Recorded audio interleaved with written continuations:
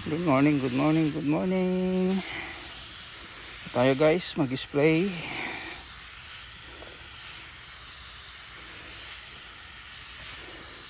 Sprayan na natin to ng medicine.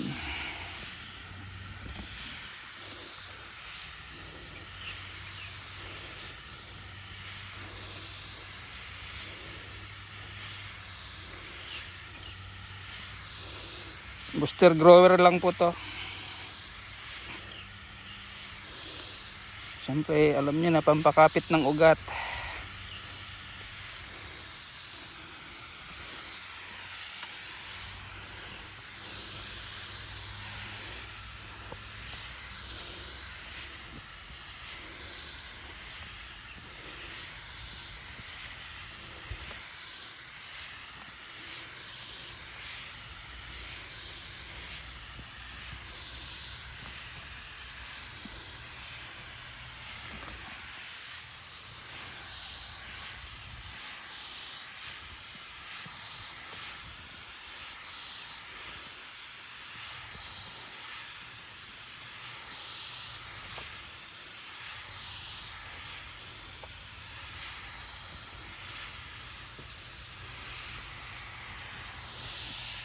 Balikan yan guys.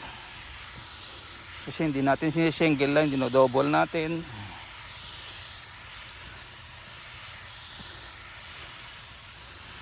Para lalong gumanda at madali. Daling lumaki at malusog.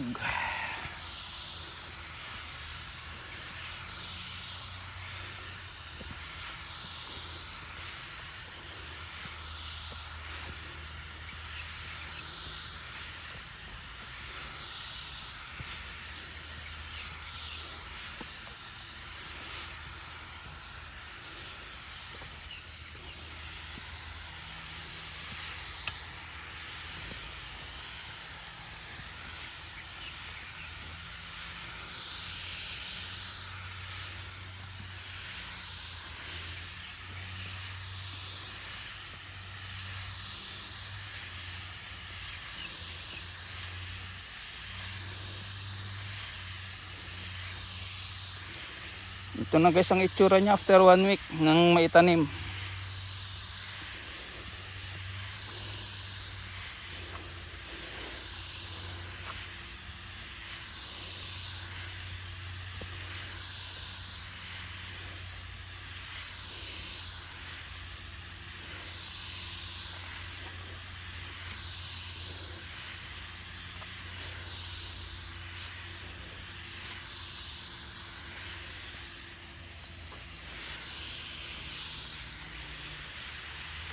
Yan, kailangan kasi tayo umikot, pumunta sa dulo, bumwelta kasi mahaba tong ano natin. Yung ginagamit natin pang spray. Ang spray tube natin mahaba. 2 meters yan. Para malayo tayo sa gamot. Ganun yan. So ito is booster grower lang to. No need ng magmas.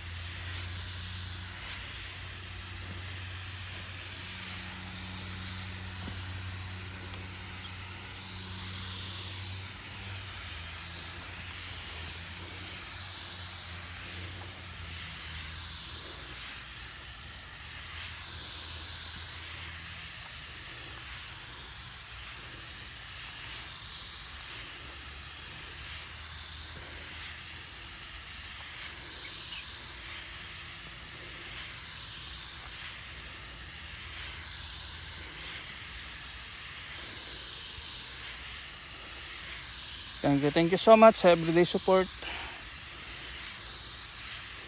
Mega love shout out everyone.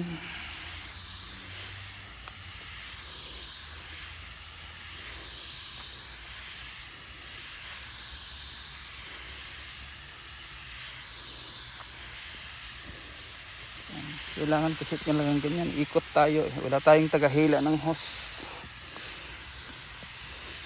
Natulog pa. Pagka uwi namin, natulog pa.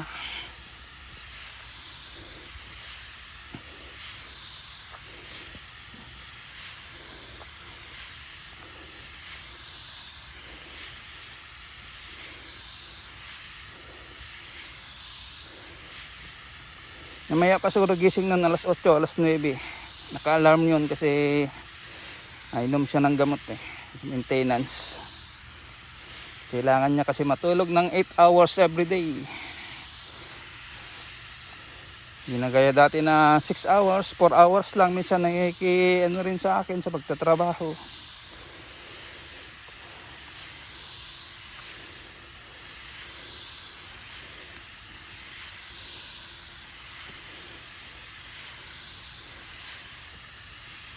Kahit man sabihin kong ayaw, wala akong magagawa kasi iwanan ko man siya mag-isa.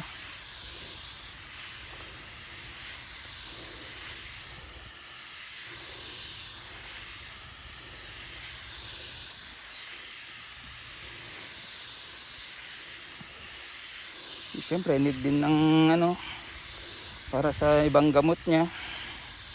Hindi naman kasi lahat is libre. Lalo na yung mga mamahaling gamot, minsan na reseta.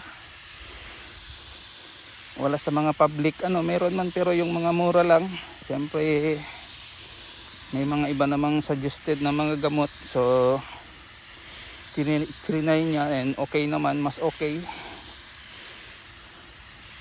Minsan kasi may mga ibang gamot naman na sa mga private hospital o private so minsan doon mabibili o kaya drugstore. Pero hindi lahat sa drugstore is meron.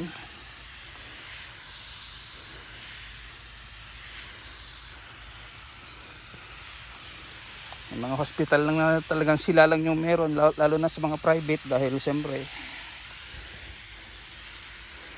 meron naman ang gobyerno pero hindi lahat libre yung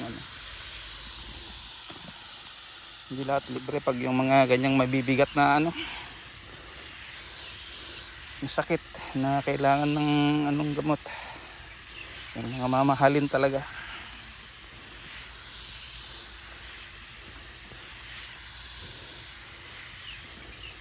Kaya nag-try siya na kahit pa paano ng konti. Sinasanay yun na may ginagawa, trabaho dito sa garden. Na kahit mainit, napunta yan dito. Dahil yan, mga yan, marami na naman siyang bubunutin dyan ng mga yan yung mga damo. Kasing repolyo, wag mong hayaan maraming damo.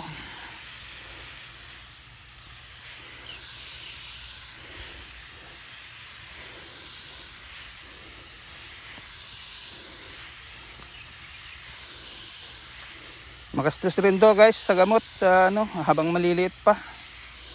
Number 1 yung insecticide niyan, lalo na sa mga uod. Kasi yan guys, pag nawalan ng talbos, wala ka ng anihing repolyo. Mostly ang insekto diyan sila mga uod, yun ang kinakain nila, yung pinakatalbos. Diyan kasi diyan sila magtatago, diyan sila mangingitlog.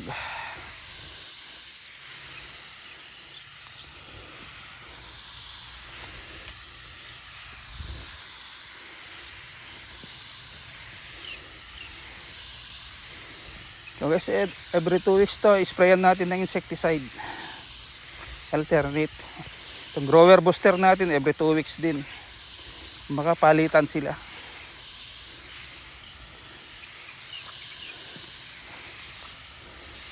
So pag in-sprayan natin, after 1 week, sprayan na naman natin ng insecticide.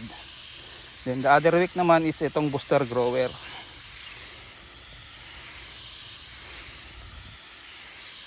Yan, after 3 weeks guys, lagyan na natin ng pataba.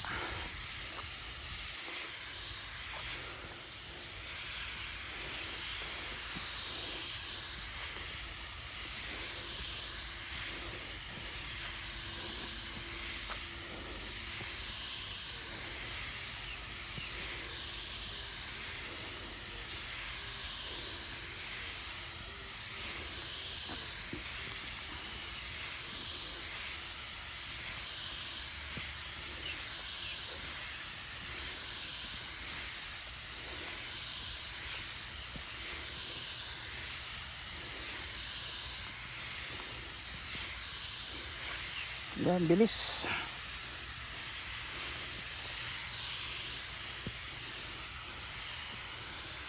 Malamig na guys sa gabi. Mababa na sa 18. Diyan sa bayan di kung 18 sa bayan, baka nasa 15 na rito o 16 sa gabi. Kasi mataas dito bundok. Pero yung init, bumaba na rin yung init guys, nasa 35 na rin.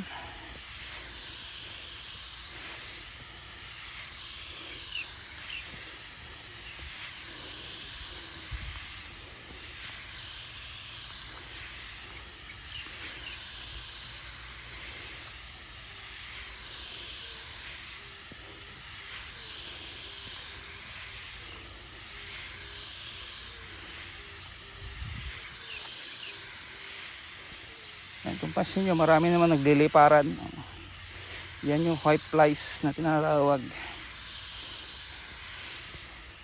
Nanguubos yan ng dahon.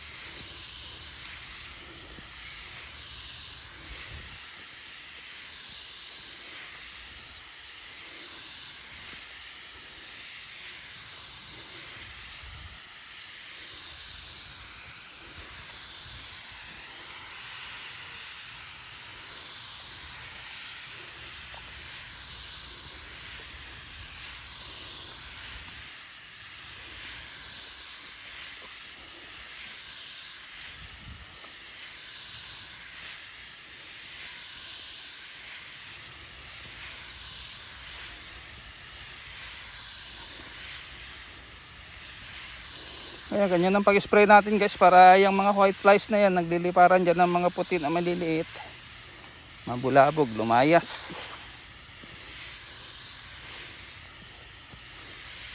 So yung katabi natin dyan guys, repolyo din. Tanim niya, repolyo. At yan guys, walang may gusto. Pero hinayaan muna natin dyan guys.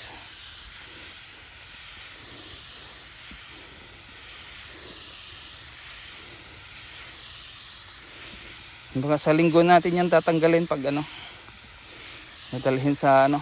niya doon sa kanyang best friend.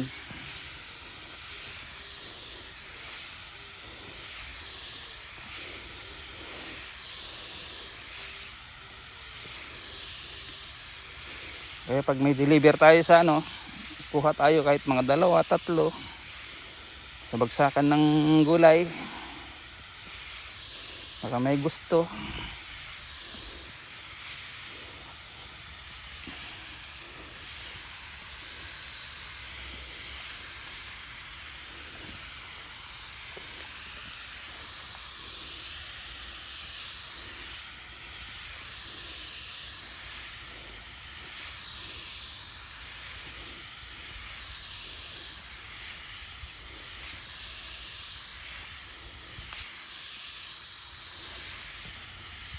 Maliliit pa yan guys, kaya ganito muna ang gamit natin. Sa next, hindi na ganito ang gamit natin pang booster grower. Sa next spray natin ng ganito sa direct na sa the hose, hindi na tayo magagamit ng ganito.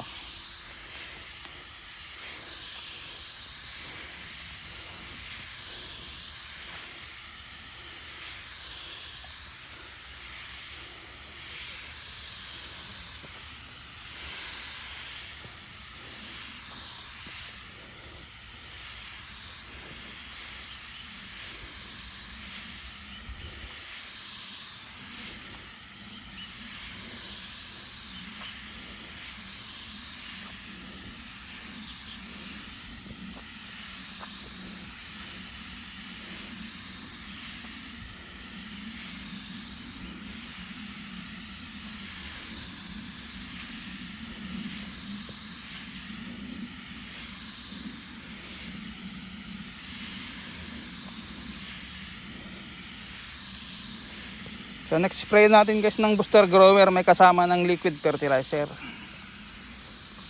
So hindi na natin gagamitan ng ganito. Diretso na sa hose yung pag ano natin, pag spray. Nakikita nyo naman kasi baka i-live ko o ano, ganito rin, baka i-vlog ko lang.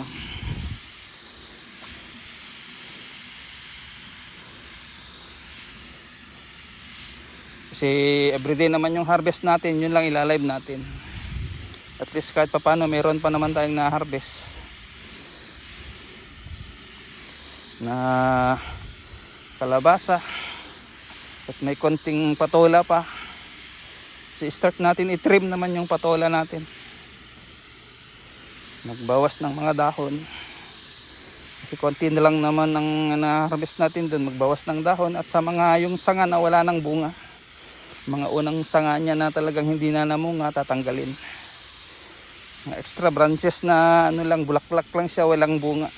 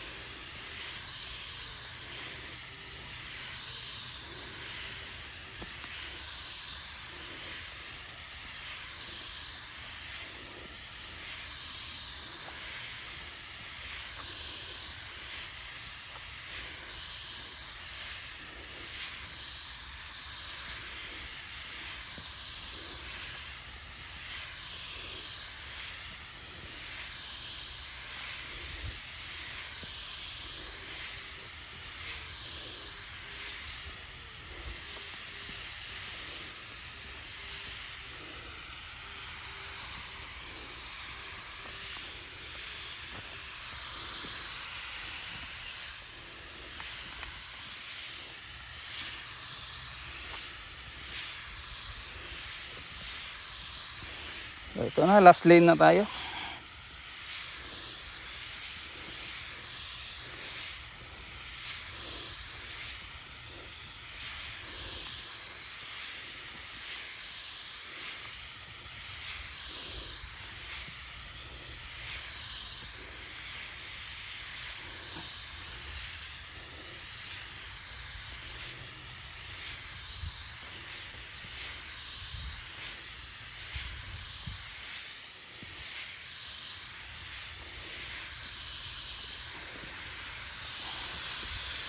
Ito na guys, wala tayong tagahila.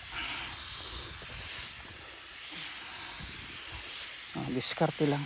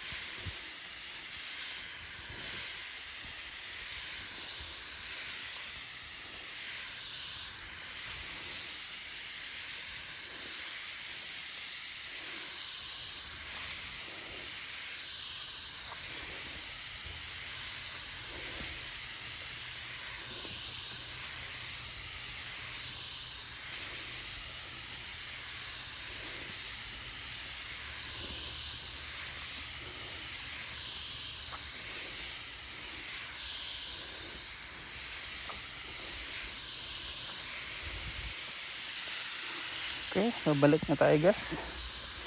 Thank you so much sa everyday support. God bless everyone. At tayo ay papatapos na. Salamat. Sana maging healthier and beautiful tong ating repolyo. Nagbibigay blessing sa ating mga pangangailangan. So hanggang dyan na lang guys. Thank you, thank you.